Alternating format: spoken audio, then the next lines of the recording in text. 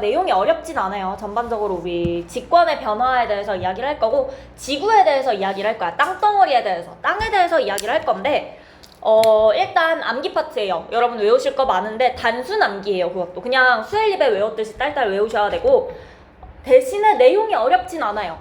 물질의 특성처럼 뭐 용해도처럼 갑자기 문제를 풀어야 되는 게 나온다든지 그런 건 없고 어려운 건 없는데 여러분이 싹 다 암기를 하셔야 돼서 조금 귀찮을 수 있는 파트라서 집에서 오늘 한번 수업 들어보시고 꼼꼼히 외워서 다음 주까지 외워오시면 되고요. 일단 직권의 구성 먼저 보기 전에 직권이 뭔지 우리 아직 안 배웠죠. 직권이라는 말을 하기 전에 지구에 대해서 이야기를 할 건데 지구계라는 말이 있어.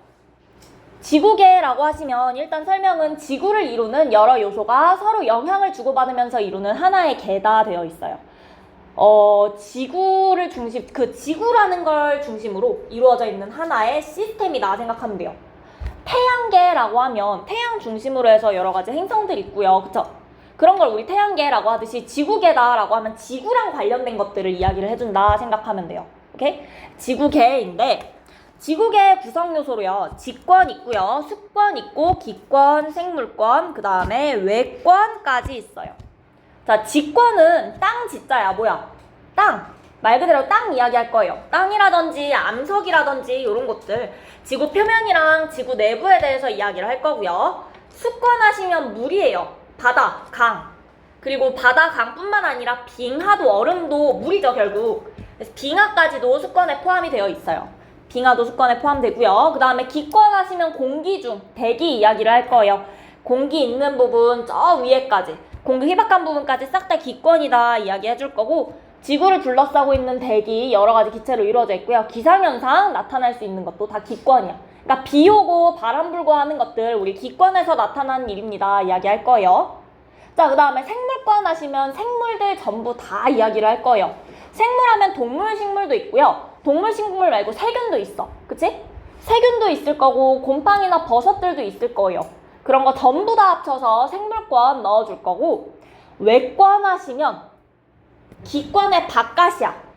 중요한 내용은 아닌데 헷갈릴 수 있는 내용이에요. 기권 바깥 부분까지도 우리 지구계에 들어가요. 자, 그래서 외권이라는 거 중요해서 동그라미가 아니라 여러분이 많이 놓쳐요. 지구계의 구성 요소라는 거. 외권, 기권 바깥 부분인 우주 환경. 요것도 지구계에 들어간다라는 거 하나 체크해 주시고 태양이나 달 같은 천체도 포함하고 있어요. 우리 지구에서 보이잖아요. 그쵸? 그리고 지구에 영향 주고 있죠. 자, 직권, 수권, 기권, 생물권, 외권 있고 얘네는 서로 상호작용을 할 거야. 예를 들어서 구름은 수권에서 바닷물이 증발해서 수증기가 되면 그게 공기 중에서 응결되면서 구름으로 나타날 수 있어요. 맞아요? 수권에 있었던 물들이 기권으로 갔네? 맞아? 맞죠? 자, 그 다음에 기권에서 비가 내리는데 예를 들어 산성비가 왔어. 그럼 대리석을 녹이죠. 비가 오는 건 기권의 일인데 대리석은 직권에 있던 거네. 기권에서 직권에 영향 줄 수 있네요. 맞아요? 그쵸? 그 다음에 뭐 산성비 맞고 생물한테 안 좋은 영향 있을 수도 있어요. 기권이랑 생물권 영향 있을 수도 있고요. 오케이? 그래서 지구계끼리 서로 상호작용하고 있다. 지구계 상호작용 보시면 지구계의 구성 요소들이 끊임없이 영향을 주고받으면서 다양한 자연현상이 나타난다. 그래서 서로 상호작용하고 있구나. 예시를 보시면 수권이랑 직권은 강물의 영향으로 강 주변 지형이 변한다. 굽어질 수도 있고요. 그러다가 섬이 생기기도 하고요. 자, 그 다음에 기권이랑 직권. 화산이 폭발하면서 화산재해라는 게 나오거든? 그게 그 하늘을 덮어버리면 걔네 되게 뭐라 그래야 되지? 불투명한 애들이니까, 재니까 진짜 데려서 햇빛을 가려서 지구 기온을 낮출 수가 있어요. 요런 거 기권이랑 직권의 상호작용일 거고 물이 증발해서 구름이 만들어지는 거 수권이랑 기권이고요. 토양에서 식물이 자라는 거 토양은 직권이지 땅은 식물이 자라는 건 생물권이죠. 생물권과 직권의 상호작용이고요. 그 다음에 생물이 내가 지금 산소 가지고 호흡하는 거 기권에 있는 산소 가지고 호흡하는 거죠. 기권과 생물권의 상호작용 맞을까요? 맞아요? 오케이. 자, 그래서 내용이 이거 어렵진 않은데 여러분이 하셔야 되는 건 여기를 싹 지워. 그리고 누구랑 누가 상호작용해서 나타난 현상인지 물어볼 거예요. 그러면 강물의 영향이라 그랬으니까 수권이겠네. 지형이 변했으니까 직권이겠네. 화산이 폭발했으니까 직권일 거고, 그 다음에 햇빛을 가려서 지구의 기온 낮아지니까 기권이겠네. 햇빛을 가렸으니까 공기 중에서. 물이 증발했으니까 수권, 구름이니까 기권, 토양이니까 직권, 식물이니까 생물권, 기체 이용한다 했으니까 기권, 그 다음에 생물이 이용하는 거니까 생물권. 그쵸? 그렇게 누구랑 누가 상호작용하는 건지를 찾을 수 있으면 돼요. 할 수 있을까요? 어렵지 않죠? 오케이.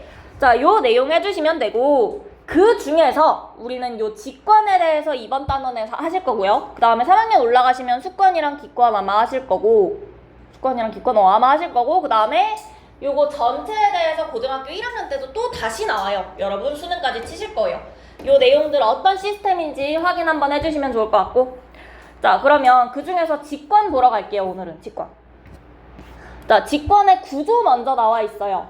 직권의 구조를 조사를 하고 싶은데, 직권은 우리 지구 땅 표면부터 지구 내부까지 전부 다를 포함할 거거든? 그러면 지구 내부까지의 구조를 알고 싶은 건데, 지구 내부 구조를 어떻게 알면 좋을까? 지구 내부 구조를 어떻게 알지? 제일 간단한 방법은 파면 돼요. 그렇지 않아요? 파면 돼. 파다 보면 뭔가 나오겠지. 그쵸? 그래서 일단 팔 수 있는데, 우리가 그래서 실제로 파고 있어요. 실제로 인간들이 열심히 구멍을 뚫고 있는데 아직 많이 못 뚫었어.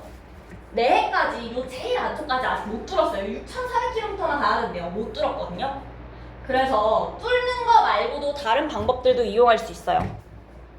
그래서 우리가 직접적인 방법과 간접적인 방법으로 나눠서 설명을 해줄 건데, 직접적인 방법에 시추랑 화산 분출물 조사 두 가지 이야기 있고요. 간접적인 거에 지진파 분석 있어요. 자, 일단 단어부터 봐주시고, 시추부터 이야기를 하면 구멍 뚫는 거야.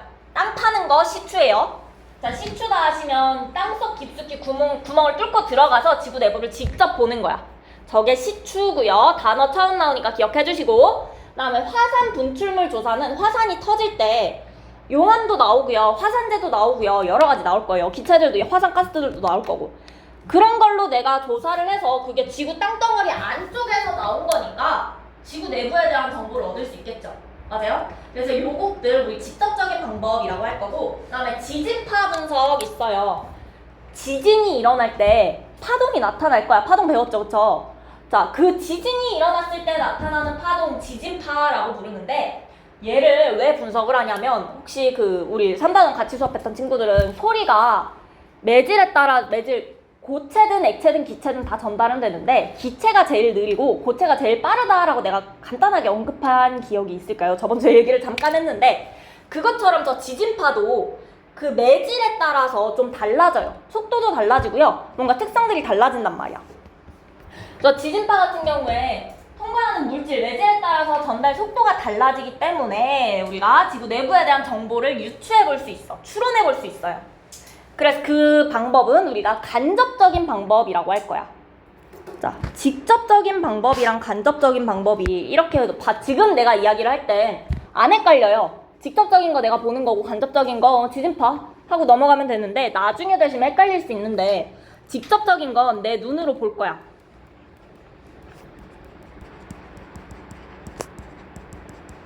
내 눈으로 직접 보는 애들을 직접적인 방법이다 생각하시면 되고, 간접적인 방법은요, 내 눈으로 직접 본 건 아닌데 여러 정보를 가지고 추론을 할 거야.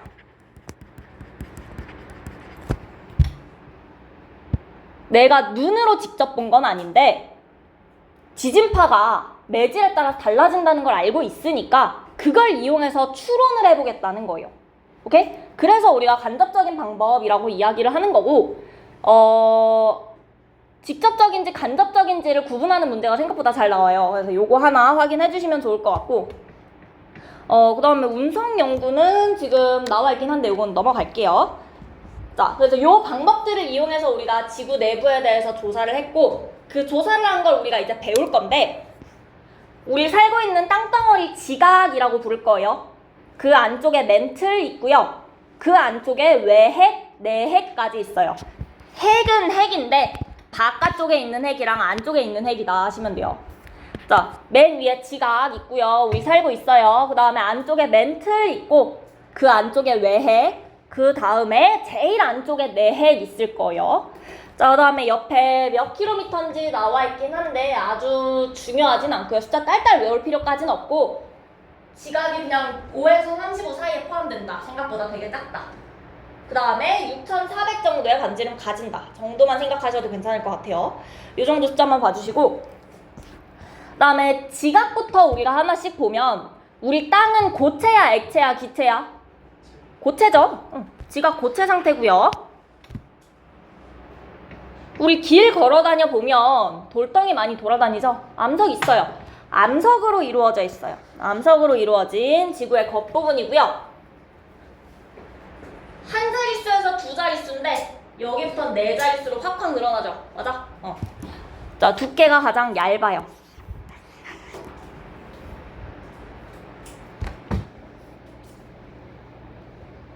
얇긴 얇은데 5에서 35까지 되게 범위가 넓죠. 그 이유가 지각의 구조 보시면 해양지각이랑 대륙지각으로 이루어져 있어요.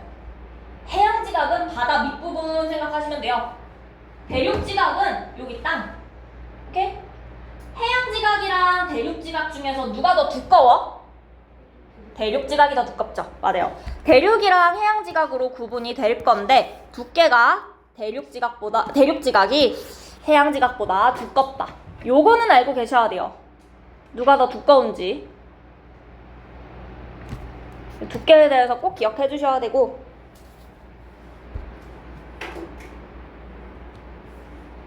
오케이? 자, 요게 지각에 대한 설명 요 정도만 알고 계시면 돼요. 자, 그 다음에 밑으로 내려갈 건데 멘틀로 갈게요. 멘틀이라고 하시면 고체 상태로 되어 있어. 멘틀은 고체 상태고요. 멘틀 같은 경우엔 지구 전체 부피의 약 80%를 차지한대요. 100% 중에 80%면 어마어마하죠. 가장 많은 부피, 가장 큰 부피를 차지하고 있는 게 멘틀이다. 오케이? 그 다음에 멘틀 같은 경우엔 지각보다 밀도가 큰 물질로 이루어져 있어요. 일단 밑줄은 안 칠 거고, 지각보다 밀도가 큰 물질로 이루어져 있다까지. 그 다음에 이건 학교에서 할 수도 있고 안 할 수도 있는데 지각이랑 멘틀 사이의 경계면을 우리가 모호면이라고 불러요. 요 사이의 경계면을 이름이 모호면이고요. 왜 모호면이냐라고 하시면 원래 이름이 모호로비치치 불연속면이에요. 그래서 모호면이라고 부를 거예요. 너무 길어요. 그쵸? 모호로비치치 불연속면이 옆에 나와 있어요. 여기 요거 모호로비치치 불연속면이라고 하는데 저거 다 말하기 힘드니까 그냥 모호면이라고 불러요. 주로 지각과 멘틀의 경계면 모호면이다. 요 단어 정도는 알고 있으면 좋을 것 같고요.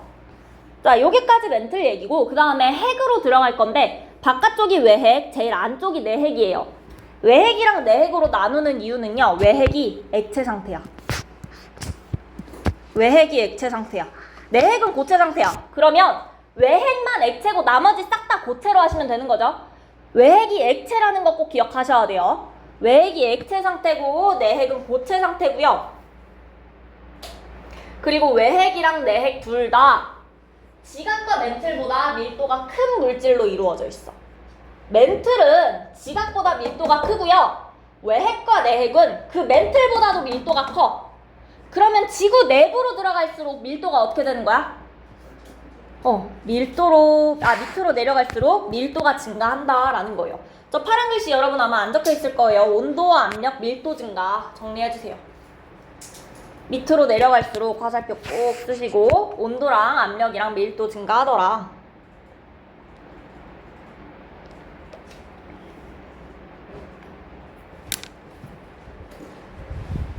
됐죠? 그리고 여기 외핵이랑 내핵 여기 밑에 두 번째 문장 보시면 외핵은 액체 상태, 내핵은 고체 상태로 추정된다 되어 있거든요. 그러니까 우리가 직접 눈으로 못 봤다는 거야. 지진파 가지고 분석은 했을 때 외핵이 액체고 내핵이 고체인 걸로 추정하고 있다라는 거고 간접적인 방법으로 아직 밝혀낸 거다 생각하시면 돼요. 그래서 우리가 간접인지 직접인지를 이야기를 해주는 거야. 어쨌든 우리 눈으로 직접 본 게 아니니까. 그래서 그런 거다 정도 확인하시면 될 것 같고 자, 오른쪽에 개에 대한 이야기는 읽고 넘어가시면 될 것 같고요. 전체 안에서 서로 영향을 주고받는 구성요소들의 집합을 개라고 한다. 그 중에서 우리 지구계 생태계는 어디서 한 번쯤은 들어보셨을 말이고, 그 다음에 소화계, 배설계 같은 기관계들은 아마 2학기 때 배우게 되실 거고요. 자, 그 다음에 직접적인 방법에 장단점이 있어요. 장점은요, 내가 직접 볼 수 있다는 거야. 확실해요. 그쵸? 확실해. 정확한 정보 얻을 수 있는데, 단점은 내해까지 뚫고 가는 게 너무너무 힘들어요. 그게 단점인 거야. 그래서 장점 하시면 정확한 정보, 그 다음에 단점 하시면 지구 내부 전체를 알아내는데 한계가 있다는 거. 이게 단점이야. 끝까지 못 본다. 자, 그 다음에 지진파 분석은 우리 읽어봤고, 그 다음 밑에 직관의 층상구조 모형 만들기 있는데, 이게 문제가 가끔 나오던데, 반지름을 16cm 정도로 놔두면 실제 두께를 알려줄 거고요. 여러분이 전체 16cm라고 했을 때 얘네가 각각 두께가 얼마인지 찾는 문제가 가끔 나오더라고요. 비례식으로 풀면 돼요. 그래서 요거는 혹시 문제 나오게 되면 한번 비례식으로 풀어보시고 그때 안 풀릴 때 같이 풀면 될 것 같아서 요런 문제 유형도 있다 정도만 이야기하고 넘어갈 거고, 모으면 이야기했고요. 자, 그럼 요 페이지에서 혹시 질문 있을까요? 내용이 어렵진 않죠? 외울 건 좀 있어 보이는데 어렵진 않아요. 그쵸? 자, 그럼 다음 페이지에 1번 문제 한번 볼게요. 여러분 책으로 보세요. 내 거 답이 적혀 있어가지고 책 보시고, 지구를 이루는 땅, 물, 공기, 생물 등은 각각 영역을 이루면서 서로 영향을 주고받는다. 이를 무엇이라고 하는지 쓰세요. 세 글자로 지구계라고 하시면 돼요. 자, 다음 두 번째, 지구계의 구성 요소가 아닌 거. 기권, 수권, 외권, 생물권, 자기권. 그렇죠. 5번이 이상하죠. 자, 그 다음에 3번, 지구계를 이루는 구성 요소에 대한 설명으로 옳은 거랑 옳지 않은 거. 자, 생물은 직관에만 분포한다. 아니죠. 물에도 살고, 그치, 하늘에도 날아다니고. 자, 그 다음에 태양, 달, 행성 등 천체는 기권에 포함된다. 기권 말고 뭘로 바꿔줘야 돼요? 외권으로 바꾸셔야 돼요. 외권에서는 비와 바람 같은 기상현상 나타난다. 외권을 뭐로 바꿀래요? 기권으로 바꾸시고요. 수권은 빙하를 포함해서 바닷물, 강물 등 지구에 존재하는 물이다. 맞아요. 이 중에서 빙하를 포함하여 까먹으시면 안 돼요. 빙하도 포함하고 있어요. 자, 다음 4번 문제 볼게요. 지구 내부를 조사하는 방법이고요. 다음 설명에 해당하는 것을 골라라. 직접적인 거 뭐 있어? 기억이랑 디귿도. 화산 분출물 내 눈으로 볼 거잖아. 자, 그 다음 간접적인 조사 방법은 니은 하면 되겠네. 가장 효과적인 조사 방법이라고 하시면 뭐 하고 싶어요? 지진파 분석 하시면 돼요. 지진파 분석 이용해서 제일 안쪽까지 잘 알아볼 수 있죠? 그쵸? 식초나 화산 분출물 정확하긴 하지만 알아내는데 한계가 있어요. 효율적이진 않아요. 돈도 많이 들고요. 자, 그 다음에 5번 볼게요. 직관의 각층을 지표에서부터 가까운 순서대로 쓰세요.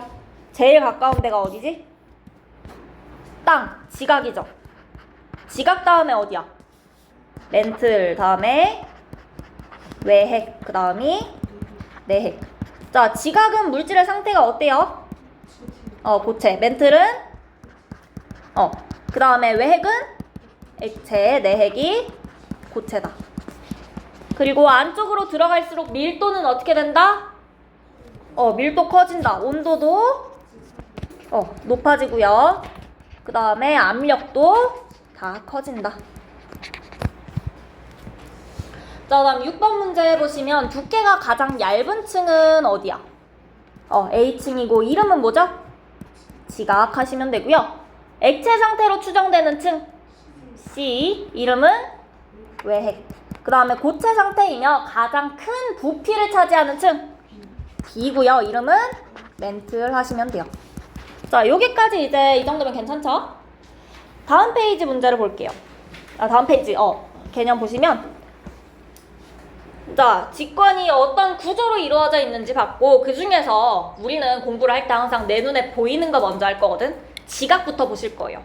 지각을 구성하고 있는 광물에 대한 이야기를 할 건데, 광물이 뭐냐 하면 우리 지각은 암석으로 이루어져 있다 써 있었죠? 맞아요. 지각은요. 암석으로 이루어져 있고요. 그 다음에 이 암석을 이루고 있는 게 광물이다 생각하시면 돼요.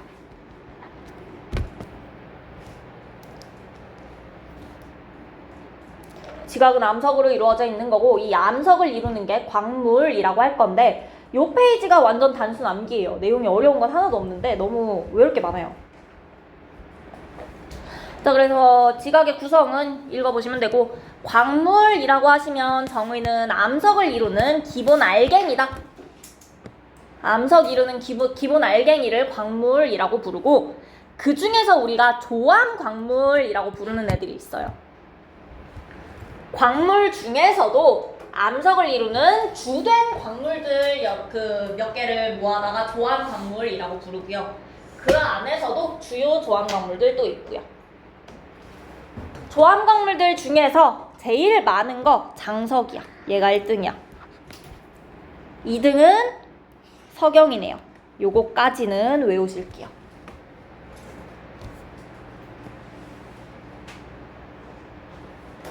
그래서 주요 조암 광물 하시면 석영, 장석, 흑은모, 각섬석, 휘석, 감람석 같은 거 있고요. 석영까지는 어디서 들어봤을 것 같은데 잘하면 흑은모까지 나머지는 다 처음 들으시죠? 외우시면 돼요. 요런 것들 있다. 그리고 제일 많은 거 누구냐? 장석이다. 그 다음까지 혹시나 물어보면 석영이다 하시면 돼요. 장석과 석영이 되게 많고 제일 많은 게 장석이다. 됐을까요? 그리고 내가 쟤네를 나눌 수 있다는 거, 쟤네 각각의 특징이 있다는 거야. 소금이랑 설탕이랑 나누는 거 맛으로 나누면 돼요. 그치? 짠 거랑 단 거로 나눌 거잖아. 그처럼 뭔가 확실한 차이들이 있으니까 이렇게 나눠준다는 거고 그 밑에 나오는 광물의 특성이 우리 물질의 특성했듯이 광물을 나누는 거야. 그리고 요것들도 외워주시면 돼요. 광물의 특성 하시면 광물의 요 고유한 특성, 물질의 특성이랑 똑같다고 생각하면 돼. 광물들이 가지기는 얘네 따라서 가지고 있는 그 특별한 성질들을 광물의 특성이라고 할 거고 첫 번째로 색 있어요. 그 다음에 일단 밑에 보시면 두 번째로 조흔색이라고 있어요. 세 번째로 굳기. 그 다음 네 번째로 염산 반응. 염산 떨어뜨리는 거야. 그 다음 다섯 번째로 자성까지 있는데 자, 첫 번째 색은 무슨 뜻인지 다 알죠? 색깔 보겠다는 거고요. 조흔색이라고 하면 판에다가 사포 같은 판에다가 긁었을 때 나타나는 색깔을 보겠다라는 거예요. 그 다음에 굳기 하시면 누가 단단한지 누가 무른지 보는 거고요. 염산 반응은 염산 떨어뜨리면 거품 나는 애들 있죠. 그런 거 보는 거고 그 다음에 자성은 자석처럼 그 세부치가 달라붙는 거 그런 거 이야기하는 거다. 이렇게 5가지에 대해서 나눌 거예요. 됐을까요? 자, 첫 번째로 우리 색깔부터 봐주시면 밝은색 광물도 있고 어두운색 광물도 있어요. 밝은색 광물에 석영이랑 장석이 있고요. 석영은 우리 크리스탈 같은 애를 생각하시면 돼요. 무색이나 흰색인데 가끔 자수정처럼 보라 색깔 애들 있지. 그런 애들은 불순물 포함되어 있는 거예요. 그래서 보통은 무색이랑 흰색으로 들어가시면 되고 장석이다라고 하면 흰색이랑 분홍색이에요. 얘는 보통 이렇게 투명한 경우가 많고요. 얘는 불투명해요. 자, 그 다음에 흑은모, 각섬석, 휘석, 감람석은 어두운색 광물이고요. 흑은모는 까매요. 얘는 진짜 그냥 까매. 근데 각섬석이랑 휘석은 검은색이랑 녹색빛이 같이 돈대요. 그 다음에 감람석은 황록색. 안타깝게도 외우셔야 돼요. 요거는 그냥 단순 암기예요. 이해할 수 있는 사항도 아니고요. 일단 싹 다 외우셔야 돼요. 요거 색깔 외우실 수 있죠? 외워주시면 되고 그 다음 밑에 조흔 색깔 볼게요. 조흔색. 조흔판에다가 긁었을 때 나타나는 광물 가루의 색깔인데 요 옆에 요런 거야. 조흔판이라는 데다가 긁게 되면 이렇게 색깔이 나오는데 까만색이죠? 살짝 갈색빛 도는 거 보여? 그 다음 흰색이죠? 셋 다 까만 편인데 그 광물 자체는 까맸는데 갖다 긁으니까 나타나는 색깔이 좀 다른 거야. 색깔이 비슷해도 긁었을 때 나타나는 색깔로 알 수 있겠죠? 그래서 우리가 조흔색이라는 걸 이야기를 하는 거고 자, 겉으로 보이는 색깔이 노란색인 광물은요. 금이랑 황동석이랑 황철석이랑 3가지가 있어요. 금 노란색인 거 우리 다 알고 있고 황동석이고 황철석이야. 노란색이네요. 맞아요? 자, 얘네 긁으면 어떻게 되냐? 금은 긁어도 노란색이야. 금은 간단한데 황동석이라는 애는요 녹흑색이래요. 색깔 이름도 처음 듣지만 녹흑색. 살짝 까만 빛을 띠는 초록색이다 정도 생각하시면 되고 녹흑색이래요. 그 다음에 황철석은 검은색이래. 요거 기억해 주셔야 되고, 그 다음에 겉으로 보이는 색깔이 검은색인 애들 자철석, 적철석, 그 다음에 흑운모까지 있고요. 자철석은 까매요. 요 위에 나와 있었던 요 친구가 자철석이야. 그 다음에 적철석은 적갈색이라고 이야기해 줄 거고, 흑운모는 흰색이라고 할 거예요. 그리고 요것도 암기사항이에요. 딱히 여러분이 이해하실 수 있는 파트가 아니에요. 암기하시면 돼요. 할 수 있을까요? 자, 여기까지가 좋은색이고, 밑에 조흔판이 뭔지 나와 있는데, 초벌구이한 도자기판으로 표현이 간단하고 거칠어서 광물을 긁었을 때 광물가루 색깔을 볼 수 있다 되어 있는데, 그 내용 자체는 중요하지 않은데 사포처럼 거칠거칠한 저런 조흔판이라는 데다가 긁는다 생각하시면 되고요. 그리고 일단 단단하긴 한데 조흔판보다 단단한 물질이 있을까 없을까? 없을까? 다이아몬드. 아무리 그래도 다이아몬드가 더 단단하지 않겠어? 그치? 조흔판이 단단한 편이긴 한데 조흔판보다 단단한 애들도 있거든요? 그런 애들은 긁으면 조흔판이 긁히지 광물이 긁히질 않아. 대표적인 예시가 석영이에요. 그런 애들은 가루를 낼 거야. 가루의 색깔을 본다라고 생각하시면 돼요. 결국 이것도 가루 낸 거잖아. 그치? 가루 색깔 본 거죠. 그래서 석영 나와 있어요. 석영이 조은판보다 단단해서 가루 내서 좋은 색깔 확인한다. 그때 좋은 색이 흰색이더라. 이해하실 수 있을까요? 오케이. 모든 걸 좋은 판에 긁어서 알아낼 수 있는 게 아니에요. 좋은 판보다 단단하다면 가루로 만들어서 확인하시면 돼요. 됐죠? 자, 여기까지가 좋은 색에 대한 이야기고, 그 다음 세 번째로 굳기 있어요. 광물이 누가 단단하고 누가 무른지 어떻게 하냐? 싸움 붙이면 돼요. 둘이 갖다 긁어봐. 긁히는 애가 무른 거겠죠? 긁히는 애가 무른 거다. 석영이랑 방해석 긁어보면 방해석이 긁힌대요. 방해석에 스크래치가 나는 거야. 그쵸? 흠집이 나는 애가 더 무른 거고 석영이 더 단단한 거다. 요거는 찾으실 수 있겠죠? 그 다음에 염산 반응이 있어요. 광물이 염산이랑 반응해서 거품이 발생하는 건데 방해석에다가 묽은 염산 떨어뜨리면 거품 발생하고요. 참고로 요거는 이산화탄소 거품 발생할 거예요. 방해석이 주성분이 탄산칼슘이어서 그런 건데 이산화탄소 기체 발생한다. 자, 그 다음에 마지막으로 자성 있는 건 다행히도 얘는 이름이 그래도 괜찮아. 자철석. 자철석이 자성이 있어요. 자, 자철석이 자성이 있고 방해석이 염산 반응한다. 요거는 외우셔야 되고요. 굳기 누가 더 단단한지 무른지는 학교에서 말씀해 주시는 것만 외우면 될 것 같아요. 오케이? 여기까지 내용 괜찮을까요?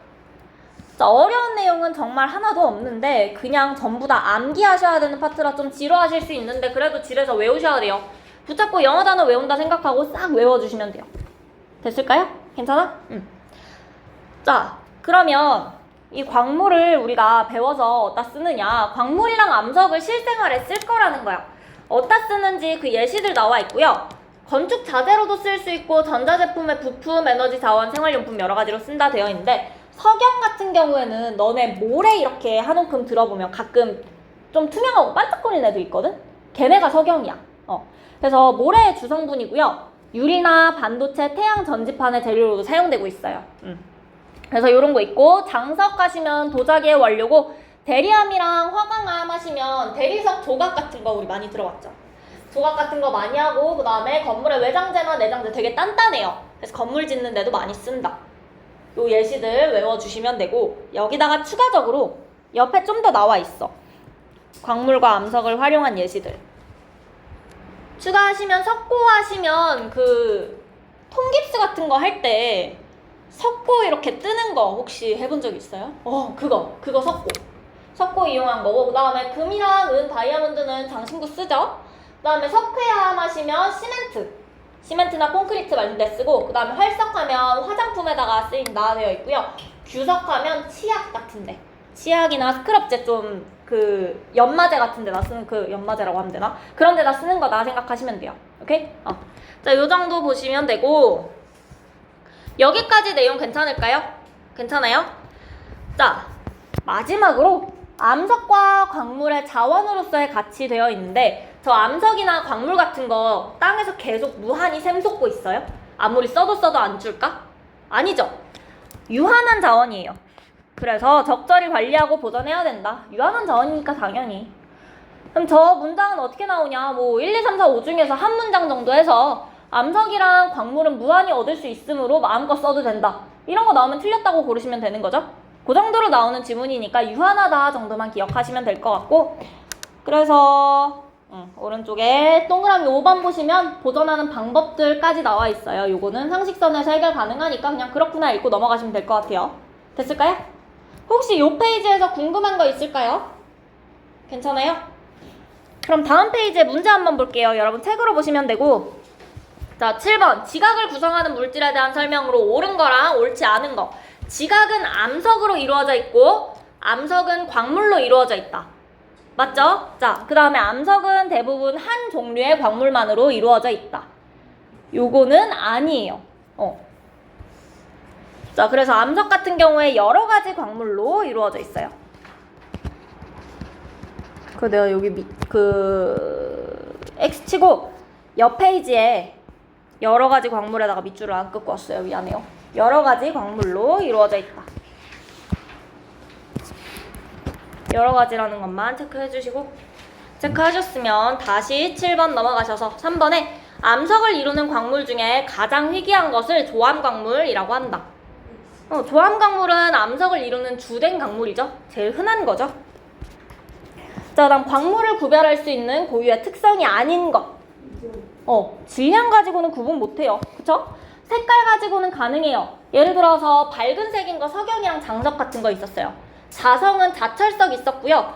좋은 색은 뭐 자철석은 검은색이다, 흑은모는 흰색이다 이런 거 있었고, 염산 반응은 방에서 거품 발생한다까지 이야기했고요. 이런 것들이 있었고, 그 다음에 9번 볼게요. 광물의 색이랑 좋은 색 나타낸 건데 이거 한번 채워보실래요? 일단 최대한 기억나는 대로 한번 채워보실래요?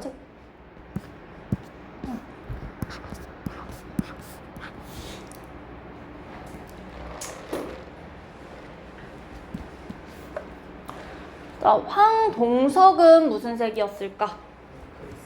녹흑색. 황철석은 검은색. 그 다음에 자철석은요? 검은색이고요. 흑운모는 흰색이다. 그래서 겉으로 보이는 색깔이 비슷해도 좋은 색 가지고 구분할 수 있구나. 이 정도 생각해 주시면 되고, 그 다음에 10번 문제. 겉으로 보이는 색이 밝은 색인 광물 누구 있어요? 석영이랑 장석 있어요. 그 다음에 겉으로 보이는 색이 검은색이고 좋은 색이 흰색이래. 이거 흑운모죠. 미음이네요. 그 다음에 쇠붙이를 끌어당기는 거 자철석이죠. 비읍. 자, 그 다음에 11번. 유리 반도체 태양전지판의 재료로 이용되는 거 석영이에요. 장석은 도자기라고 이야기했고, 그 다음에 암석과 광물은 유한해, 무한해? 유한하다. 자, 여기까지 됐을까요? 다음 페이지 한번 볼게요. 광물의 특성 관찰 실험 있고요. 색깔도 관찰해보고 두 개 긁어본대. 굳기 확인하는 거네. 1번은 색이랑 좋은 색 확인하는 실험이네. 그 다음에 3번은 염산 반응 확인하는 실험이고요. 그 다음에 4번은 자성을 확인하는 실험이네.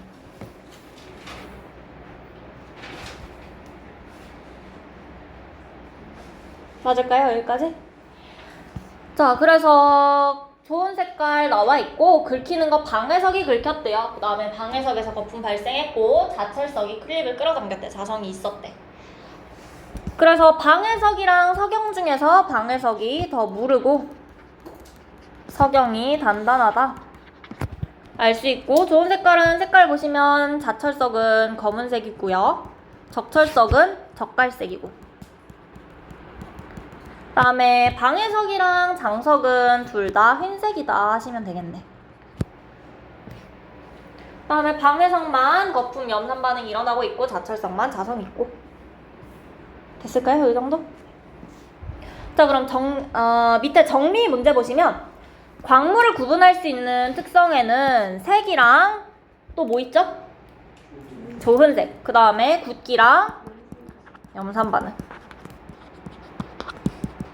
자, 그 다음에 광물의 특성 중에서 서로 다르게 나타나는 것을 비교해서 광물을 구별할 수 있는데 자철석이랑 적철석은 둘 다 색은 무슨 색이야? 검은색이죠. 그래서 뭘 구분한다? 조흔색을 자성을 써도 좋을 것 같은데 조흔색을 이용할 거예요.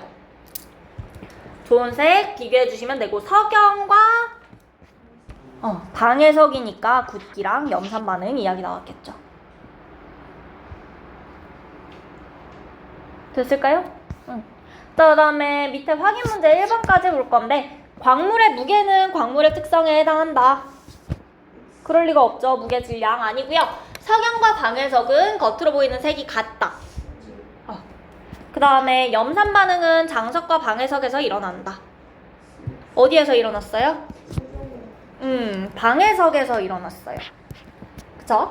자, 그 다음에 자철석은 클립을 끌어당긴다. 자성이 있죠? 그 다음에 이 실험에서는 석영의 조은색을 알 수 없다. 위쪽 실험 보시면 석영 부쉈어요? 안 부쉈죠? 알 수 없어요. 그 다음에 방해석은 석영보다 단단하다. 아니죠. 석영이 더 단단하다.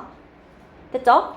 옆에 문제들은 나중에 풀어주시면 되고 자, 그 다음 페이지에 여기서 잠깐 한번 보실 건데 위쪽에 있는 예시들 일단 한 번만 보시면 직관과 기관, 화산이 폭발해서 대기로 방출돼요. 그래서 햇빛을 가려서 지구기온 떨어지는 거. 기관과 생물권, 기체 이용해서 호흡하는 거. 그 다음에 외권과 기권 하시면 운석 같은 거 떨어지는 거. 그쵸? 우주의 물질이 지구 대기로 들어오는 거. 유성 확인할 수 있어요. 이거 외권이랑 기권에서 일어난 일인 거고 그 다음에 수권과 기권 하시면 물이 증발해서 구름 만들어지고요. 태풍 만들어질 수도 있어요. 그쵸? 그 다음에 수권과 생물권. 물속에 사는 생물들 있죠? 그래서 수권과 생물권 있고 수권과 직권. 강물이나 파도가 이렇게 깎아서 되게 독특한 지형 만들 수 있어요. 그쵸? 이런 거 수권과 직권이고 마지막으로 직권과 생물권 보시면 직권이 생물한테 서식처를 제공하고 있어요. 우리 직권에 살고 있죠? 요거까지 생각해 주시면 되고 그래서 요거 이 정도만 찾고 끝내면 될 것 같아요. 물이 증발해서 구름이 만들어진다. 옆에 기역부터 시옷까지 중에 어디 있죠? 디귿이네요. 디귿 하시면 기권과 수권이죠. 그 다음에 밤하늘에 유성우가 나타나는 거 어디랑 어디야? 시옷, 기권과 외권이고요. 생물이 기체를 이용해서 호흡이나 광합성을 한다. 기권과 생물권이니까 리을이네요. 그 다음에 토양에서 식물이 자란다. 미음, 직권과 생물권이죠. 이 정도 찾으실 수 있겠죠? 좋아요.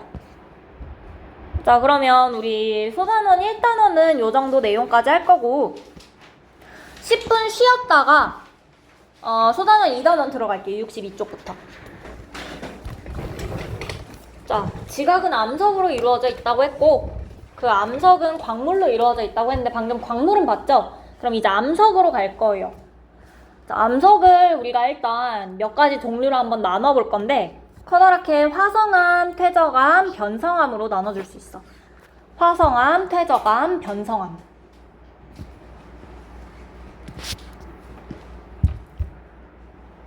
자, 일단 퇴적암이다 라고 하면 퇴적되는 게 뭐야? 뭐가 쌓이는 거죠. 맞아요? 그래서 여러 가지 물질들이 쌓여서 만들어진 걸 퇴적암이라고 하고요. 화성암이다 라고 하시면 화산 생각하시면 돼요. 마그마가 식어서 만들어지는 걸 우리가 화성암이라고 불러요. 오케이? 화성암 하면 화산 생각하시면 되고 퇴적암 하시면 퇴적되는 거야. 퇴적물이 쌓이는 거고요. 변성암 하시면 변했다는 거야. 암석이 열과 압력을 받아서 성질이 변한 경우에 우리가 변성암이라고 불러요. 자, 마그마가 식어서 만들어진 거 화성암이고 퇴적물이 쌓여서 만들어진 게 퇴적암, 그 다음에 열과 압력 받아서 성질이 변한 게 변성암. 요거 3개 됐죠? 그중 이거 3가지 다 배울 건데 일단 화성암을 먼저 이야기를 할 거야. 화성암 하시면 마그마가 식어서 만들어진 암석들을 우리가 화성암이라고 부르고요. 만들어지는 방법이 2가지가 있어. 지표로 흘러나올 수 있어요. 화산 폭발할 수 있지. 맞아? 지표로 흘러나올 수 있어요. 여기서 지표로 흘러나왔으면 굳겠죠. 그치? 땅속에 있었던 마그마가 튀어나와서 굳을 수 있어. 그게 식어서 굳어서 만들어질 수도 있고요. 아니면 땅 속에서 굳을 수도 있어요. 나온 다음에 굳을 수도 있고 땅 속에서 굳을 수도 있어. 지표로 흘러나올 수도 있고요. 지하에서 굳어질 수도 있어요. 어쨌든 굳어질 거야. 그래서 우리가 지표로 흘러나온 애들이 만들어진 경우에 화산암이다 라고 부르고요. 지하에서 굳어진 경우엔 심성암이다 라고 부를 거야.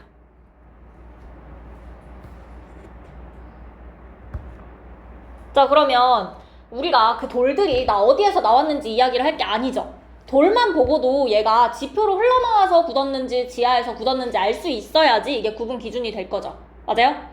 어떻게 달라지냐? 마그마가요, 지표 부근에서 식으면 빨리 식을까 천천히 식을까? 빨리 식겠죠. 빨리 식으면 결정이 커지지를 못해요. 결정이 작아. 결정이 작은 상태에서 되게 다 식어버린 거야, 빠르게. 근데 지하 깊은 곳에서 식었으면요, 천천히 식겠죠. 천천히 식으면 얘를 중심으로 입자가 알갱이가 커져. 커다란 알갱이들이 모여서 만들어질 거예요. 결정의 크기가 큰 애들. 오케이? 자, 그래서 지표 부근에서 빨리 식어서 만들어진 애들을 우리가 화산암이라고 하고요. 화산암의 특징이 뭐냐면 결정의 크기가 작다라고 해주시면 되고, 지하 깊은 곳에서 천천히 식었어. 깊은 데서 만들어졌다 해서 심성암 하시면 되고, 얘네 특징이 뭐냐면 결정의 크기가 크다라고 해주시면 돼요. 여기까지 됐어요? 자, 그럼 화성암이 있었고 화성암 안에 화산암이랑 심성암까지 이야기를 했어요. 그리고 안타깝게도 또 나눌 거야. 화산암이랑 심성암을요, 색깔에 따라서 또 나눠줄 거예요. 자, 화산암 중에서 어두운 게 현무암이야. 들어본 적 있죠? 화산암 중에서 어두운 게 현무암이고요. 체크 굳이 안 하셔도 돼요. 어차피 다 외워야 돼서. 그 다음에 화산암 중에서 밝은 게 유문암이야. 화산암 중에서 색깔이 밝아요, 현무암보다. 현무암은 어디서 많이 들어봤죠? 제주도에서. 그쵸? 걔네 까맣죠? 얘네 화산암이에요. 자, 그 다음에 유문암이라는 거 밝은 색깔 화산암이고, 심성암도 두 가지 있는데 반려암이랑 화강암이라는 거 있거든요. 화강암은 색깔이 밝아. 이런 돌들 우리 본 적 있죠? 한국에 되게 많은 돌인데 이 돌들을 우리가 화강암이라고 불러. 알갱이 박힌 돌들 본 적 있지? 화강암이고요. 그 다음에 반려암이라는 거 있어요. 얘는 색깔이 어두워요. 됐을까요? 자, 그럼 화산암 중에서 어두운 거 현무암, 밝은 거 유문암, 심성암 중에서 어두운 거 반려암, 밝은 거 화강암으로 나눈다. 여기까지 됐을까요? 요거 당연히 외워주셔야 돼요.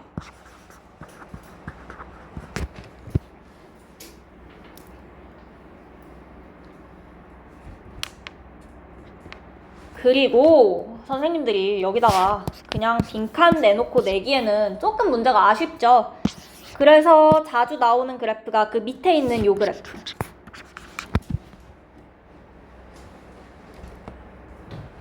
자, 가로축은요, 광물 결정의 크기 나와 있고, 세로축은 색깔 나와 있어.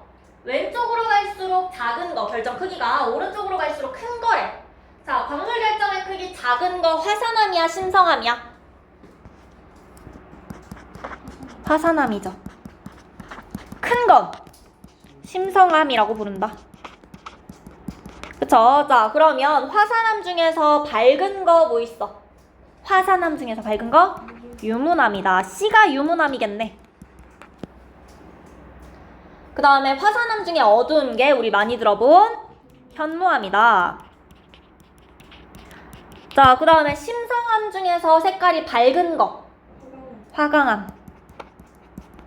그 다음에 어두운 거 반려암이라고 부른다. 이렇게 A, B, C, D 놓고 뭔지 찾는 문제로 나올 수 있어요. 위에 거랑 사실 내용은 똑같은데 조금 더 있어 보이잖아, 그쵸? 그래서 조금 더 자료를 파악하라고 이렇게 나올 수 있으니까 그래프 확인해 주시면 되고요. 자, 여기까지 내용 혹시 어려운 거 있을까요? 궁금한 거? 괜찮아? 자, 그럼 오른쪽에 작은 동그라미 1번부터 보시면 마그마랑 용암이 있는데 여러분 마그마랑 용암의 차이를 혹시 알고 계신가요? 뭐 대충 혼용해서 썼던 것 같아. 그 시뻘건 그 뜨거운 그거 그쵸? 마그마라고 하시면 이 안쪽에 녹아있을 때, 이 안쪽에 녹아있을 때 마그마라고 하고요. 용암이다 라고 하면 밖으로 나왔을 때, 근데 밖으로 나와서 이렇게 기체가 빠진 상태를 용암이라고 불러요. 우리 눈에 보이는 그 흐르는 친구들은 용암이다 라고 보통 생각하시면 되고, 그 화산 안쪽에 녹아있는 애들은 마그마다 라고 간단하게 생각하실 수도 있어요. 이 정도 차이 있다 생각하면 되고, 자, 그 다음 마그마의 냉각 속도랑 화성암의 결정 크기 있는데, 스테아르산이라는 물질이 뭔지는 안 궁금해도 돼. 궁금해할 필요가 없어요. 몰라도 되는데, 얼음물에서 녹인 다음에 얼음물에서 식힐 때랑 더운 물에서 식힐 때 언제 더 빨리 식어? 얼음물이 빨리 식죠? 빨리 식어. 그러면 결정의 크기가 어떻게 될까? 결정 작아져. 더운 물에서 식히면 천천히 식을 거야. 그럼 결정의 크기가 어떻게 된다? 결정 크기 크다. 요거 확인하려고 문제 내는 거니까 얼음물에서 식히고 있는지 아니면 더운 물에서 식히고 있는지 요것만 확인하시면 돼요. 됐죠? 자, 그래서 요 스테아르산 자체는 마그마를 의미했을 거고, 얼음물에서 식히는 건 지표면에서 빠르게 식는 거, 더운 물에서 식히는 건 지하 깊은 곳에서 천천히 식는 거, 그래서 굳어지는 걸로 생각하시면 된다. 됐죠? 여기까지 할 수 있을 거고, 그 다음 밑에 현무암과 화강암의 비교 있어요. 왜 이거 두 개를 비교하냐? 유문암이랑 반려암은 솔직히 들어본 적 거의 없을 텐데, 현무암, 화강암은 많이 들어봤죠? 아니야? 많이 들어보지 않았을까요? 현무암이랑 화강암을 우리가 많이 들어봤기 때문에 요거 두 개 비교해 놓은 거고요. 차이는 옆에서 이야기한 거랑 똑같아요. 현무암은 화산암이지 지표 부근에서 만들어졌고요. 화강암은 심성암이니까 지하 깊은 곳에서 만들어졌어요. 그쵸? 결정 크기 화산암이니까 작고요. 화강암은 커요. 그 다음에 색깔, 현무암은 어두운 색깔이고 화강암은 밝은 색깔이고요. 이 정도 차이 구분하면 된다. 자, 여기까지 내용 괜찮죠? 괜찮아? 그러면 옆 페이지에 문제 한번 볼게요. 1번 문제. 암석을 화성암, 퇴적암, 변성암으로 분류하는 기준. 화성암은 어떻게 만들어진다고? 마그마가 식어서. 퇴적암은 어떻게 만들어진다고? 퇴적물이 쌓여서. 변성암은 열과 압력 받아서 성질이 변해서 만들어진다 그랬죠? 어떻게 만들어지느냐를 기준으로 구분을 한다. 3번 암석의 생성 과정 골라주시면 돼요. 어떻게 만들어지는지. 자, 다음 2번 문제 보시면 화성암을 이루는 광물 결정의 크기는 마그마의 냉각 속도에 따라서 달라진다. 마그마가 빨리 식으면 광물 결정의 크기가 작아지고요. 마그마가 천천히 식으면 광물 결정의 크기 커지겠죠. 됐죠? 자, 그 다음에 책으로 계속 보시면 되고 3번에 1번 A와 B에서 생성되는 화성암. A에서 생성되는 게 뭐야? 지표 부근이네. 화산암. 그 다음에 B는요? 깊은 곳에서 만들어지는 거 심성암이다. 마그마가 더 빨리 식는 곳은 어디죠? A에서 더 빨리 식을 거고요. 그 다음에 암석을 이루는 광물 결정의 크기가 더 큰 곳. 천천히 식는 B가 더 클 거다. 괜찮죠?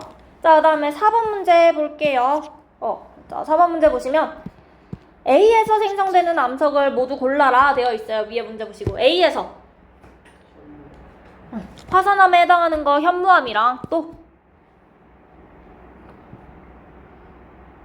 화산암, 유문암이랑 현무암 있었죠. 유문암은 현무암 중에 화산암 중에서 밝은 거, 그쵸? 그 다음에 B에서 생성되는 거 반려암이랑 화강암 있고요. 반려암이 어둡고 화강암이 밝다. 그 다음에 5번 문제 볼게요. 화산암은 마그마의 냉각 속도가 빠르고요. 암석의 색깔 어두운 거 누구야? 현무암이고요. 그 다음에 심성암은 냉각 속도 느리고요. 밝은 색인 게 화강암이다. 여기까지 체크해 주시고 1번에 화산암과 심성암의 광물 결정 크기 누가 더 커? 그러면 이렇게 심성암 쪽으로 부등호 키워주시면 되겠죠? 자, 그 다음에 기역, 니은에 알맞은 화성암의 이름은 위에서 썼고요. 됐을까요? 됐어? 자, 여기까지 해서 우리 화성암 이야기를 했고요. 자, 여기까지 괜찮으시면 다음 페이지 넘어가면 이번엔 퇴적암 나와요. 퇴적암은 퇴적물이 퇴적된 거라고, 쌓인 거라고. 퇴적물이 쌓인 후 다져지고 굳어져서 만들어진 암석이다. 퇴적물이 쌓일 거예요. 자, 그러면 퇴적암이 생성되려면 일단 퇴적물이 쌓이려면 퇴적물을 갖고 와야겠지. 맞아? 그래서 퇴적물을 일단 운반해 와요. 퇴적물 가져온 다음에 쌓여요. 쌓인다. 두 글자 좀 어렵게 퇴적된다 하시면 되죠. 퇴적물을 가지고 오고요. 퇴적될 물질들을 가져온 다음에 그걸 실제로 퇴적시켜. 쌓아. 그 다음에 그냥 쌓여 있으면 우리 뭐 강물에 모래도 다 쌓여 있는 거죠. 그냥 쌓여 있기만 한 게 아니라 위에서 누가 다져요. 압력 같은 걸로 다질 거야. 다진 다음에 단단하게 굳어져요. 굳어지고 나서 퇴적암이 만들어질 거야. 괜찮아요?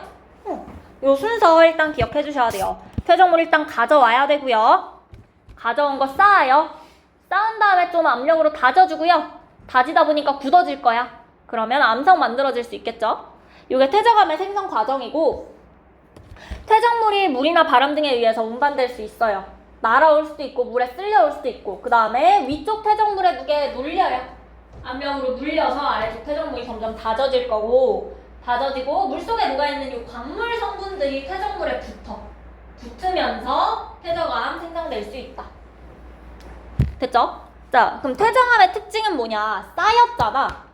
쌓였는데 내가 만약에 쌓는데 빨간 색깔 모래를 먼저 쌓고 그 다음에 노란 색깔 모래를 쌓을게. 그러면 나중에 봐도 빨간 색깔이 이렇게 아래 쌓여 있고 노란 색깔이 위에 쌓여 있겠죠? 맞아요? 층이 나타날 수 있다는 거야. 맞아? 퇴적암은 층이 나타날 수 있는데 그 층을 우리가 층리라고 불러요. 퇴적물이 번갈아 쌓이면서 만들어진 이 줄무늬를 층리라고 하고요. 그 다음에 두 번째는 화석. 퇴적암에서 발견할 수 있어요. 그치? 생물이 살다가 죽고 그 위에 퇴적물이 쌓이고 그럴 수 있잖아요. 맞아요? 그래서 화석도 퇴적암에서 나타날 수 있더라. 요거 2개 정도 기억해 주시면 될 것 같아요. 자, 그러면 퇴적암에는 뭐가 있냐라고 했을 때 퇴적물의 크기와 종류에 따라서 구분하는데 주로 자갈이나 모래로 이루어진 걸 여감이라고 불러요. 그 다음에 주로 모래로 이루어진 거 사암이라고 부를 거야. 모래 사자 생각하시면 되고, 주로 진흙으로 이루어진 거 이암이라고 불러요. 그 다음에 석회 물질이나 조개껍데도 결국 그 탄산칼슘 지성분이니까 석회질 물질들 쌓인 거 석회암이라고 부를 거예요. 요 4가지 있다는 거 기억해 주셔야 돼요. 이름. 자갈이나 모래 같은 커다란 게 모인 거 여감이고요. 그 다음에 모래가 쌓이면 사암이고요. 진흙처럼 입자 고운 거, 퇴적물의 크기가 작은 것들 모인 게 이암이다. 그 다음에 석회질 물질이나 조개껍데기 같은 거 쌓인 게 석회암이라고 부른다. 여기까지 외울 수 있을까요? 이름? 괜찮아? 자, 여기까지 읽어주시면 되고, 옆에 층리에 대한 그림 나와 있어요. 이렇게 여러 개 쌓다 보니까 층층이 질 거야. 그쵸? 그래서 이 층리는 퇴적물의 색이나 크기 차이로 인해 나타난 줄무늬이고요. 퇴적물이 쌓인 방향과 평행하게 나타난다. 이렇게 쌓였을 것이다. 평행하게 나타난다. 층리라는 단어만 기억하시면 될 것 같고, 자, 그 다음에 퇴적물의 종류와 퇴적암 있는데, 암석이 부서져서 만들어진 자갈, 모래, 진흙이나 석회물질 말고도 웅회암이라고 하시면 화산재 같은 거 폭발한다 그랬죠? 그 화산재가 쌓여서 굳어지면 웅회암이 되는 거고요. 아마 암염은 여러분 책에는 없을 거고 쓰실 필요는 없어요. 바닷물 증발하고 소금 남을 거야. 걔네가 쌓여. 그래서 만들어진 암석을 우리가 암염이라고 불러요. 오케이? 이런 것들 여러 종류의 퇴적암 만들어질 수 있고, 다음 퇴적물이 쌓이는 위치 되어 있는데, 크기가 작은 애들일수록 물에 떠밀려서 멀리 갈 수 있겠지. 맞아? 크기가 큰 애들일수록 무거울 거 아니야. 멀리 못 갔겠죠. 그래서 자갈이 우리 육지에 가까운 쪽에 많고, 멀리 갈수록 육지에서 멀어질수록 해안에서 멀리 있는데 쌓이게 된다. 진흙이 제일 멀리 쌓여 있다. 맞아요? 그러면 자갈이 쌓여서 만들어지는 여감, 모래가 쌓여서 만들어지는 사암, 진흙이 쌓여서 만들어지는 이암의 순서로 육지에서 멀어지겠죠. 맞아. 여기까지 이해해 주시면 되고 괜찮을까요? 퇴적암은 여기까지만 하시면 돼요. 층리가 있다. 화석이 만들어질 수 있다. 그 다음에 요렇게 퇴적암의 종류가 있구나. 여기까지 해주시면 되고 그 다음 마지막으로 우리 변성암이 있었어. 변성암 같은 경우에 높은 열과 압력을 받아서 성질이 변한 거예요. 성질이 변해서 만들어진 암석을 우리가 변성암이라고 부르고요. 자, 변성암의 특징으로는 첫 번째로 염리라는 게 나와. 엽리. 층리는 퇴적암에서 이렇게 층층이 쌓인 걸 층리라고 하는 거예요. 층층이 쌓여서 나타나는 줄무늬. 근데 염리라고 하면요, 열과 압력을 받았다고 했지. 누가 옆에서 누른 거야. 화강 같은 거 우리 점점점 많았지. 뭐라고 해야 되지? 점 같은 거? 점박이가 이렇게 많았었죠. 여러 가지 쌓여 있는데 내가 얘를 꾹 눌러. 꾹 눌렀더니 찌부된 거야. 말 그대로 짜부돼서 줄무늬가 나타날 수 있어요. 맞아요? 이 줄무늬는 우리가 염리라고 불러요. 그래서 염리 같은 경우엔 압력의 수직 방향으로 만들어질 거야. 압력을 양 옆에서 꾹 주면 염리는 수직으로 만들어진다라는 거예요. 맞아요? 자, 그러면 염리랑 우리 위에 있었던 층리랑 두 가지 구분 잘 해주셔야겠죠? 층리는 퇴적하면서 나타나는 거고, 옆에서 읽었지만 퇴적물이 쌓인 방향과 평행하게 나타날 거고요. 염리다라고 하면 변성함에서 나타나는 거고, 압력의 수직 방향으로 나타날 거고요. 맞아요? 자, 요거 정리해 주시면 되고, 그래서 염리 같은 경우엔 변성함 중에서도 편함이랑 편마함이라는 거에 좀 많이 나타나고 있고, 그림 보시면 줄무늬 보여요? 줄무늬? 요 줄무늬가 염리다라고 생각하시면 돼요. 됐을까요? 자, 그 다음에 광물의 변화 있어. 암석을 이루는 광물이 커지거나 새로운 광물이 만들어질 수 있다. 왜? 성질이 변했으니까. 변할 수 있는 거죠. 성질이 변했으니까 광물 종류가 바뀔 수도 있고요. 광물이 커질 수도 있는 거고. 그쵸? 그래서 이렇게 변화 나타난다 하시면 되고, 변성암의 종류는 원래 암석의 종류에 따라서 달라질 수 있대요. 사암 같은 경우에 규암이 될 거예요. 석회암은요, 대리암 될 거야. 그 다음에 화강암은 편마암 되고요. 이암이라는 친구는 편암이 되었다가 편마암으로 더 높은 열과 압력을 받으면 편마암이 될 수 있어요. 자, 어떤 암석이 어떤 원래 암석들이 있었는데 변성되어서 어떤 암석이 되었는지 요거 외워주시면 되고, 여기까지 괜찮아요? 옆에 보시면 변성작용, 암석이 열과 압력을 받거나 암석 틈으로 마그마가 뚫고 들어오면 어쨌든 열과 압력 받는 거죠. 그러면 암석의 구조랑 성질 같은 게 변할 거야. 이 작용을 우리가 변성작용이라고 부르는 거고요. 이 변성작용에 의해서 변성암이 만들어질 수 있는 거고, 그 다음 염리가 어떻게 만들어지는지 나와 있는데 이렇게 점점점이었어 원래. 근데 꾹 누르면 빨간 층이 생기겠죠. 그치? 이렇게 생기는 게 염리다. 그래서 압력의 수직인 방향으로 층이 생긴다. 됐죠? 줄무늬가 생긴다 보시면 되고, 그 다음 석회암이랑 대리암 같은 경우에는요, 방해석이 주성분이야. 방해석이 주성분이라서 묽은 염산이랑 반응할 거야. 그래서 대리석 조각 같은 거 우리 산성비 맞으면 부식되죠. 요 이유로 생각해 주시면 돼요.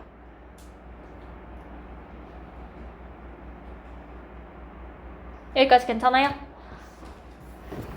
자, 그 다음으로 마지막으로 나와 있는 게 암석의 순환인데, 그러면 일단 퇴적물이 운반이 돼. 근데 모래가 운반이 됐어. 쌓였어. 그래서 만들어지는 암석이 뭐예요?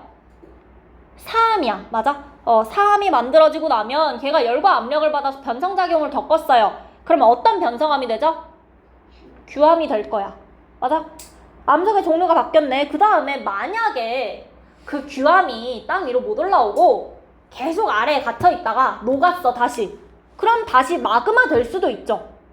그 다음에 다시 튀어나와서 화성암 될 수도 있고요.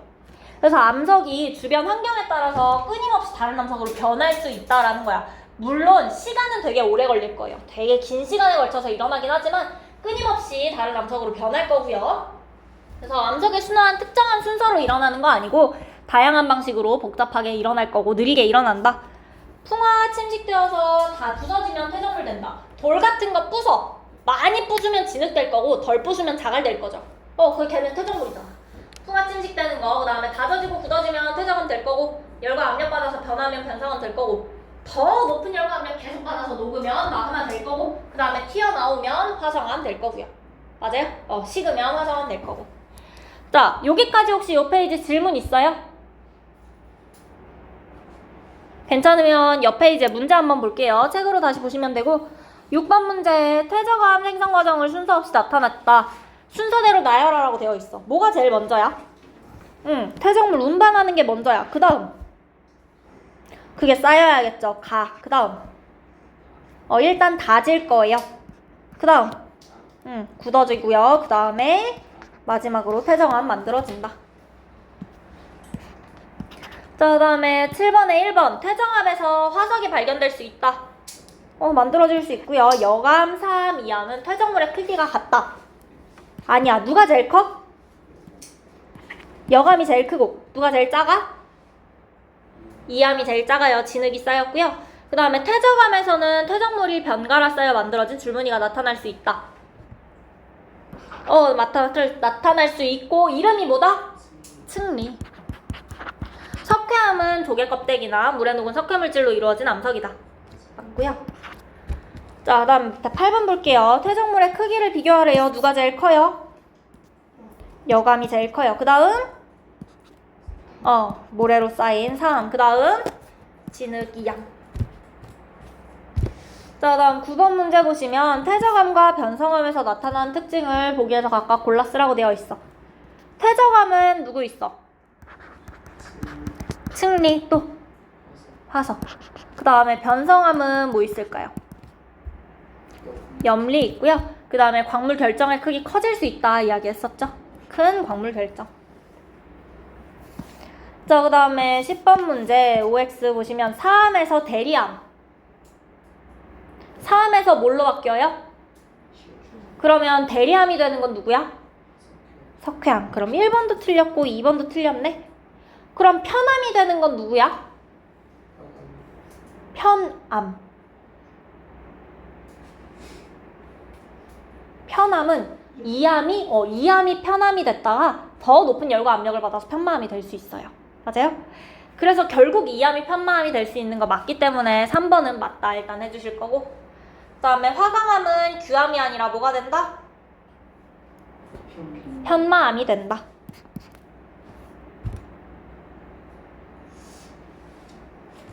자, 다음 11번 볼게요. 가부터 다까지 들어갈 암석의 이름 써라 되어 있는데, 자, 가부터 보시면 퇴적암 하시면 되겠네. 나는요? 열과 압력을 받았어. 변성암이고, 다는 마그마가 식었으니까 화성암 해주시면 되겠죠.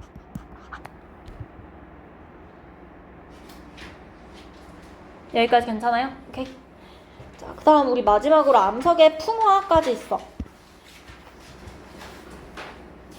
자, 암석의 풍화 하시면, 풍화라는 말은 암석이 오랜 시간에 걸쳐서 잘게 부서지고 성분이 변하는 현상을 우리가 풍화라고 해요. 그러니까 돌덩어리가 모래가 되고 진흙이 되고 그렇게 생각하시면 되는데, 착각하기 쉬운 게 잘게 부서지는 것만 그래서 착각하기 쉬운데, 잘게 부서질 수도 있고요. 성분이 바뀔 수도 있어요. 둘 다 우리가 풍화라고 이야기를 할 거야. 그쵸? 그래서 우리 밑에 표 보시면 첫 번째는 잘게 부서지는 작용 이야기하는 거고, 두 번째는 성분이 변하는 작용, 두 가지로 나눠서 배울 거고요. 풍화의 원인으로 물, 공기, 생물 등이 있다. 이거 밑에서 보면 되고, 풍화작용이다 라고 하면 풍화를 일으키는 모든 작용, 요거 전부 다 풍화작용이라고 부를 거야. 자, 그러면 일단 암석이 잘게 부서지는 거, 물부터 보시면요. 옆에 보면 바위에 틈이 좀 있었을 수 있어. 그러면 비가 내려서 물이 고였을 수 있죠? 근데 겨울이 되면 이거 어떻게 돼? 얼어. 물이랑 얼음 중에 누가 부피가 더 커요? 얼음의 부피가 더 크잖아. 부피 더 커졌으니까 살짝 갈라지겠네? 그게 아주 조금이라고 할지라도 조금 갈라졌을 거예요. 그리고 다시 녹아. 그리고 또 물이 쌓여. 조금 넓어진 그 틈에 또 물이 쌓여. 겨울 돼서 얼어. 또 살짝 벌어져. 그게 반복될 거야. 오랜 시간에 걸쳐서 쪼개질 수 있는 거죠. 맞아요? 그래서 이렇게 물이 얼어서 부피가 커지면 틈이 벌어져서 암석이 부서지는 거. 물 때문에 잘게 부서지는 작용이에요. 이거 내가 밑줄을 쳐야 되나? 물이 얼었을 때 부서지는 거. 자, 그 다음에 압력이 감소하는 것도 잘게 부술 수 있는데 땅 아래쪽에 묻혀있던 게 땅 위로 나왔어. 그럼 압력이 갑자기 작아졌지. 원래는 누가 이렇게 꽉꽉 눌러서 다지고 있었는데 다지는 작용이 풀렸어요. 그러면 걔네가 점점 겉에서부터 떨어져 나갈 수 있어. 예를 들어 삼각김밥 샀는데 김 떨어지면 어떻게 돼요? 밥알이 떨어질 수 있죠. 누르고 있던 압력이 사라지니까 밥알이 떨어질 수 있다라고 생각하면 돼요. 그것처럼 압력 감소하면서 표면이 얇게 떨어져 나갈 수 있다. 그래서 이 압력 감소하는 것도 생각해 주시면 될 것 같고 그냥 압력 감소에만 체크할게요. 그 다음에 생물. 식물이 물론 처음에는 땅에다 내렸을 건데 땅에다가 뿌리를 뻗다 보니까 돌을 만날 수 있어. 암석 만날 수 있죠. 암석 만나면 거기서 멈추는 게 아니라 그 암석을 조금씩 부술 수 있어요. 뿌리를 내릴 수 있어. 그래서 식물 뿌리 때문에 틈이 벌어져서 암석 부서질 수도 있다. 그래서 이렇게 물이랑 압력 감소하는 거 생물까지 잘게 부술 수 있고요. 그 다음에 잘게 부수는 것뿐만 아니라 성분이 변하는 것도 풍화라고 했죠. 첫 번째로 물 때문에 변할 수도 있어요. 이산화탄소가 녹아있는 지하수가 석회암을 녹인다. 그러니까 염산이 방해석 녹인 것처럼 산성물질이 저 방해석이 주성분인 석회암을 녹인다는 거예요. 그래서 석회동굴 같은 거 만들어질 수도 있고요. 이렇게 석회암 동굴, 정류석이랑 석순 들어본 적 있죠? 이 석회동굴 만들어지는 것도 풍화작용인 거야. 자, 그 다음에 공기도 암석의 성분을 바꿀 수 있어. 여기 색깔이 원래 처음부터 이렇게 빨간색은 아니었는데 공기 중에 다 있다 보니까 산화되기도 하고 성분이 변하면서 색깔이 빨갛게 변했대요. 그리고 표면도 약해질 거야. 성질이 점점 변해서. 그래서 공기 중에 산소가 암석의 성분을 변화시킨다.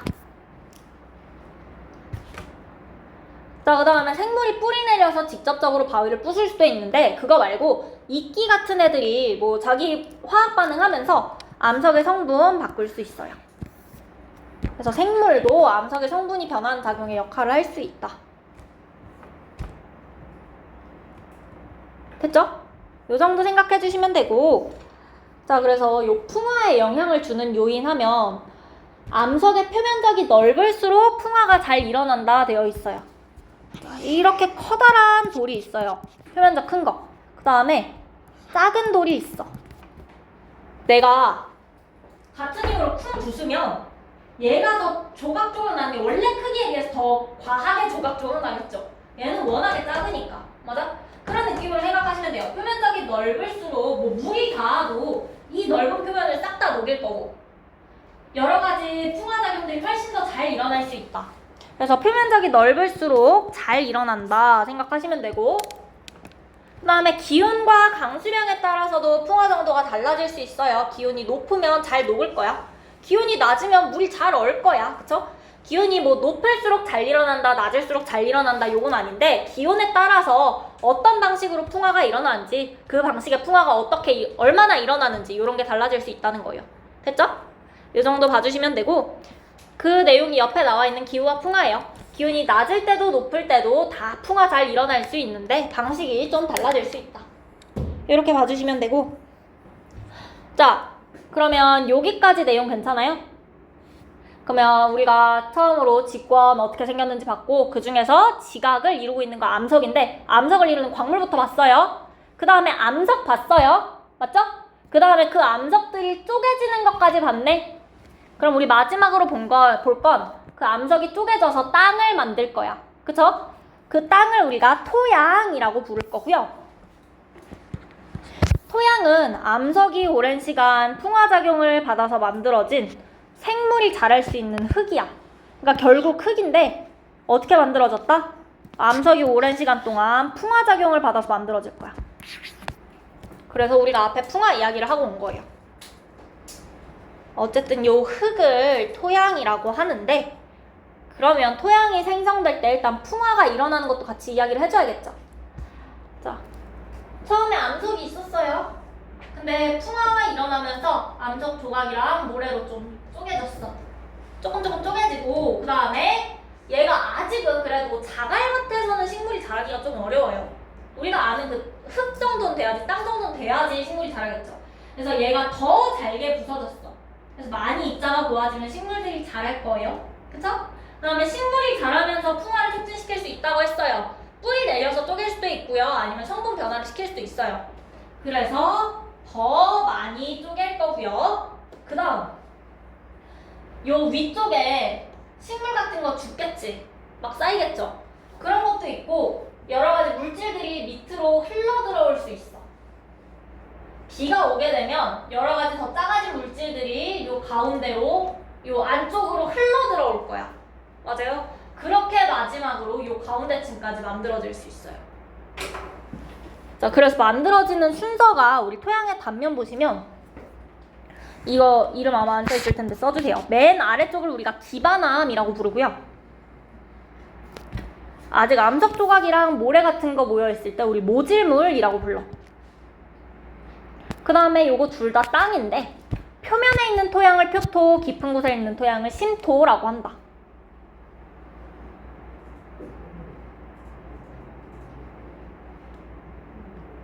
자, 그럼 누가 제일 먼저 만들어졌냐? 당연히 암석이 제일 먼저 만들어지는 거예요. 맞아요? 그래서 요 암석이 먼저 쪼개지면 자갈이랑 모래 같은 거 될 거야. 그래서 모질물이 두 번째 만들어진 거 맞아요. 자, 그런데 중요한 게 뭐냐면 제일 겉표면에 있는 게 먼저 만들어질 거야. 먼저 만들어지고 요 중간 부분은 독특하게도 겉부분의 흙에서 물의 녹은 물질이나 진흙 등이 내려와서 만들어진 층이야. 그러니까 마지막으로 만들어진다는 거야. 여기가 마지막으로 만들어져.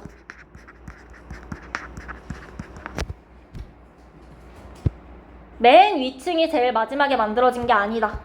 제일 마지막이다. 요거 잘 나오니까 기억해 주시면 돼요. 자, 이렇게 성숙한 토양은 위쪽부터 표토, 심토, 모질물, 기반암의 4가지 층으로 되어 있고요. 학교에서 저 이름은 아마 이제 안 하실 수도 있는데 순서가 요 두 번째 층, 심토에 해당하는 두 번째 층이 제일 마지막으로 만들어졌다. 요거는 기억하셔야 되고요. 여기까지 괜찮아요? 됐어? 옆쪽에 동그라미 3번 토양의 역할 보시면 토양 터전 될 수 있고 필요한 물질 제공할 수 있고요. 수분이나 양분 같은 거 저장할 수도 있고 오염물질 정화할 수도 있고 뭐 좋은 얘기니까 그냥 읽고 넘어가면 돼요. 어려운 거 없고. 그다음 마지막에 토양에서 식물이 자랄 수 있는 까닥 하시면 요 마지막 층에는 뭐 식물이나 동물이 죽어서 썩어서 만들어진 양분들이 있을 수 있어. 거름 같은 거 있을 수 있고요. 그쵸? 그래서 그런 것들이 요 표면에 충분하기 때문에 식물들이 잘 자란다. 그래서 요 정도만 보시면 될 것 같아요. 됐을까요? 옆에 이제 문제 한번 볼게요. 책으로 보시면 되고요. 자, 풍화라고 하면 암석이 잘게 부서지거나 암석에 뭐가 변하는 현상? 성분이 변하는 현상이다. 풍화는 주로 물과 공기, 또 누구의 작용? 생물작용. 생물이 식물 뿌리가 직접 부술 수도 있고 이끼 같은 게 성분 변화시킬 수도 있다라고 했고요. 암석은 다양한 풍화작용을 받아서 작은 돌조각, 모래, 흙 등으로 변해간다. 그 다음에 13번 문제 보시면 암석 틈에 스며든 물이 얼면서 암석이 부서진다. 풍화작용 맞죠? 그 다음에 암석 표면에 자란 이끼가 암석 표면을 단단하게 만든다. 풍화시킬 거고요. 암석이 공기 중에 산소랑 반응해서 색깔이 붉게 변한다. 풍화작용이고요. 암석이 지하 깊은 곳에서 높은 열과 압력을 받아서 성질이 변한다. 이거는 풍화작용이 아니라 변성작용이죠. 그래서 X고요. 변성작용이다. 변성작용이 일어나면 변성암 만들어질 거예요. 자, 그 다음 14번. 암석이 부서지는 풍화작용의 원인 뭐겠어요? 물 들어갔다 얼었다 부서지겠죠? 그 다음에 15번 토양의 생성과정 순서 없이 나타낸 건데 순서대로 나타내보라고 되어 있어요. 자, 첫 번째로 일단 그 암석이 지표면에 나와야겠네? 맞아요? 라가 제일 먼저야. 자, 그 다음에 이 암석이 쪼개지기 시작할 거예요. 그 설명이 나죠. 암석이 풍화되어서 암석 조각과 모래가 된다. 자, 그 다음에 아직은 아주 가는 흙은 아니죠. 암석 조각이 더 잘게 부서져서 흙이 먼저 만들어질 거고요. 그 다음 마지막으로 위에서 두 번째 층에 있었던 거. 겉부분의 흙에서 물에 녹은 물질이랑 진흙 같은 게 아래로 내려와서 쌓이는 게 마지막이다. 할 수 있겠죠? 그 다음 마지막 16번 문제. A부터 C까지 중에서 가장 나중에 만들어진 층. B가 제일 나중에 만들어졌다. 그 다음 식물이 자라기에 가장 적합한 층은 어디겠어? 제일 표면에 있는 A 해주시면 되고 암석 조각과 모래로 이루어진 층은 C다. 여기까지 됐을까요? 자, 그 다음 페이지에 탐구 A 보시면 암석의 분류 있는데 이거는 따로 같이 하진 않을게요. 집에서 보시고 쭉 읽으신 다음에 문제 푸시면 되고 그냥 분류하는 방법에 대해서 이야기하고 있고 그 다음 옆 페이지에 보시면 암석의 풍화 나와 있는데 얼음 사탕을 빻는데요. 빻기 전이랑 후를 비교하는 건데 그러면 빻기 전에는 컸다가 빻고 나면 작아지는 거고 풍화작용 확인하겠다 요거야. 그쵸? 그래서 암석이 오랜 시간 동안 풍화작용 받으면서 이렇게 잘게 부서지는구나 하니까 요 내용도 집에서 혼자 하실 수 있을 거예요. 요 실험 정도까지. 괜찮죠? 됐어요? 자, 그 다음에 여기서 잠깐 페이지 또 다음 페이지 보시면 여기서 잠깐 있을 거거든? 이것도 집에서 암기하시면서 쓰실게요. 직접. 여기까지. 자, 그러면 일단 2단원 숙제는 여러분 2단원 처음부터 여기 75쪽까지 쭉 풀어주실 거예요. 이게 첫 번째 숙제예요. 여기 직관의 구성 요 52쪽부터 75쪽까지네요. 네. 여기까지 안 푼 문제들 다 풀어주시면 되고 그 다음에 여러분 시험 대비 교재를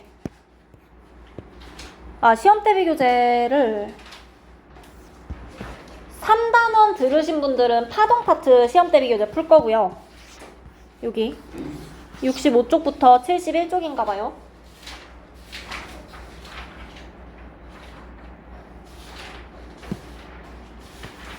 아, 4단원을 테스트를 지금 치기엔 조금 애매해서 지금 여러분들 4단원 요 페이지 하자. 여기